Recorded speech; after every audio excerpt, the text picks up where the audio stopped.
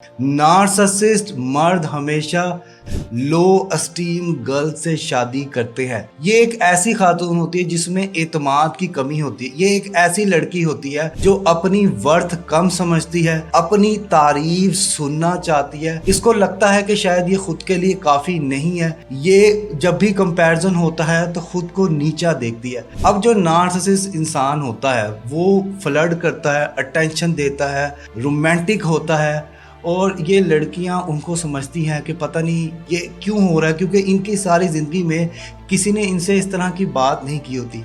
ये लड़कियां ज़्यादातर खामोश लोग होती है, पीछे पीछे हटती, किसी भी फैमिली गैदरिंग में जाती नहीं, अगर जाती भी हैं तो छुप छुप के रहती हैं, पीछे पीछे रहती है। तो इनको अगर कोई नार्सिसिस्ट मर्द आता है, अटेंशन देता है, फोकस देता है, तो इनको लगता है यार ये तो मेरी ज़िंदगी में बहुत एक अजीम इंसान है, और यहीं पे आके वो लड़की फंस जाती है। ये नार्सिसिस्ट लोगों का वो ट्रैप होता है। वो सारी की सारी आपसे बातें निकलवाते हैं क्योंकि आपको लगता है ये इंसान सच्चा है।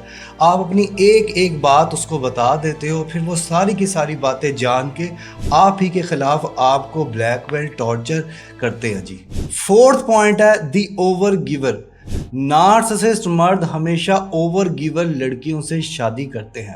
अब ये एक ऐसी लड़की होती है जो कि हद से ज़्यादा प्यार करती है। ये वो लड़की होती है जो कि हद से ज़्यादा एफर्ट करती है, हद से ज़्यादा केयर करती है, हद से ज़्यादा लॉयल्टी दिखाती है, दूसरों की ज़रूरियात को अपनी ज़रूरियात से ऊपर रखती है। और देखें ना, इज्जत भी किसी किसी को रास आती है। नार्सिसिस्ट मर्द को इज्जत रास नहीं आती। वो कहता है कि यार ये जो प्योर एनर्जी है ना, इसको मैं एक्सप्लॉइट करूं, ठीक है ना, मैं इसके लिए एक हीरा हूं। वो अपने आप में इस तरह का बन जाता है कि यार मैंने इस पे पता नहीं क्या एहसान किया, इस पे शादी करके इसकी 7 नस्लों पे एहसान किया।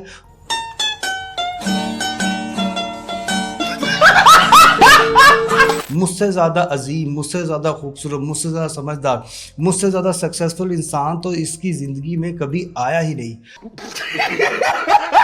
तो जो ओवर गिवर लड़कियां होती हैं वो प्यार, मोहब्बत, इश्क लुटाती चली जाती हैं, और नार्सिसिस्ट मर्द जो है ना वो ये सारी चीज़ें लेके कहते हैं तुमने तो मेरे लिए कुछ किया ही नहीं है, आज तक तुमने मेरे लिए